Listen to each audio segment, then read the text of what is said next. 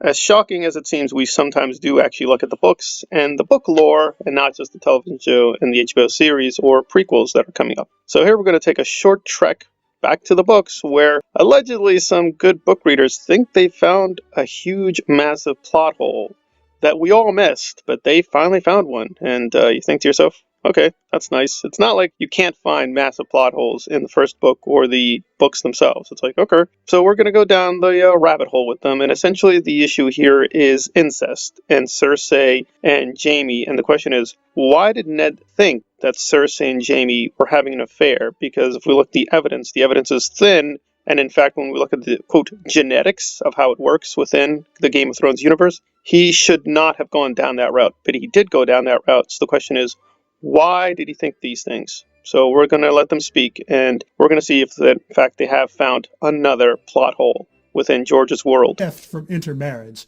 So, like, unless there was just massive, massive incest, like, you would not have hundreds or thousands of years of your family having the same hair color.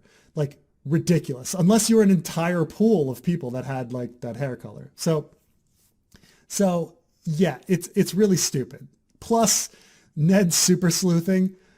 Even if you're going to accept that his technique was just fantastic. Okay, black hair always wins out over golden hair. Great. That only proves that Robert wasn't the father. It does not prove that Jaime is the father. So there's this leap to incest out of fucking nowhere. So like that a normal person wouldn't do. Like, I think in real life, I would not immediately jump to thinking that someone was fucking their brother when thinking about infidelity. It would be like down the list of things that would come to mind. So it's really dumb, the hair color thing. But a lot of people think that, like, okay, when there's a child in Ice and Fire, they either take after the mother or they take after the father. That's just how George R. R. Martin writes genetics in these stories. And that's certainly how the characters talk about it. So, for instance, the Stark children either take after Catelyn and look like Catelyn, or they take after Ned and they look like Ned.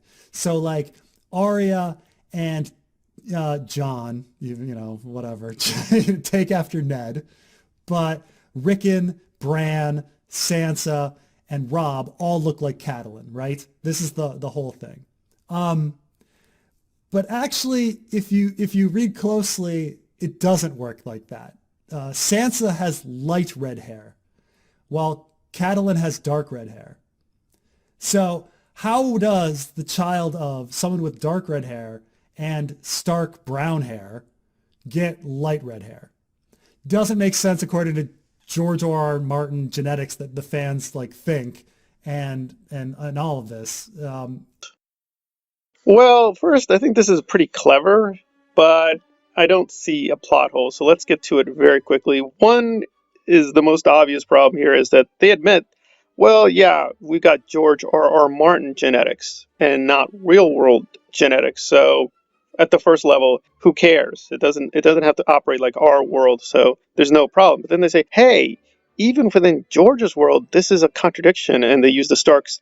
No, that's not going to make sense, and that's not going to work. You have to think about this carefully. You're only using two families as a sample. We got the Starks and the Lannisters. That is nowhere close to getting a science of genetics. We'd have to look at systematically a ton of other characters to see whether, in fact, it's necessary that they have, quote, the features of their parents. Do they? Must they? That's actually a big question mark. So thanks for playing, but that's not enough data to really make this huge leap to, it's a plot hole. We just may not know enough. And then they skip over the most obvious problem here, which is unreliable narration. All the books have unreliable narration as a part of them. We really don't know enough about the plot to say, well, this is a plot hole. But that's a very radical solution. I want to be careful with that because now maybe you can still say things about the plot, but we have to be careful. They just skip over, this is unreliable narration. It's not clear what we're getting in terms of the narrator telling us things. We just have to be mindful of that.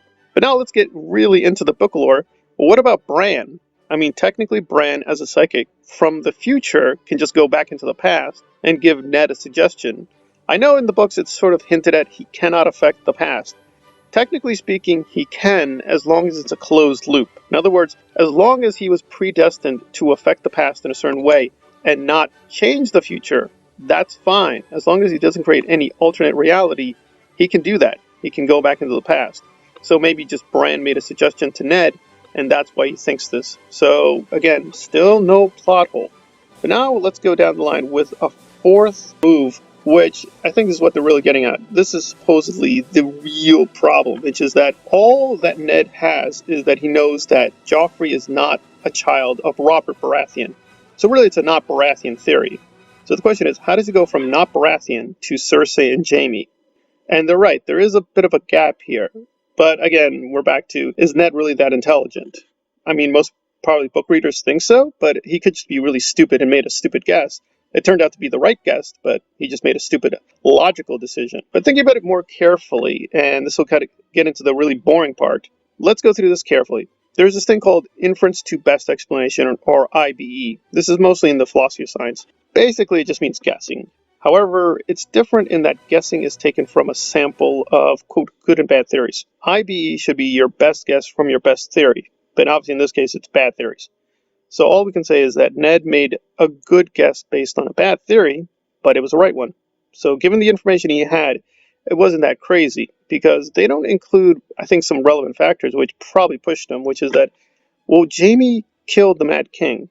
He's an oath breaker. He's a Kingslayer. So would a Kingslayer who broke his oath do something like breaking a taboo, such as incest?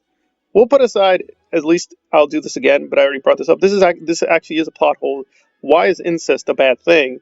Technically, in George's world, it should not be a bad thing, so why it's a taboo? Unclear. However, if it is a taboo, would Jaime violate it?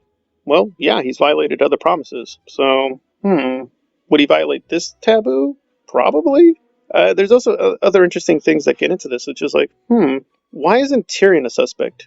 Because all we need to know is that it's not Baratheon, and he doesn't trust the Lannisters, but why doesn't he think Tyrion and Cersei have an affair? So yeah, it's obviously he's manufacturing the plot to move a certain direction. I agree, this is an issue, but I think this is technically a plot gap. And a plot gap is many things, but it's not a plot hole. Because really the plot hole here is Ned's being just stupid. But it's like, no, he could have just made a weird guess, but it's not totally crazy given Jaime's background. He doesn't trust them.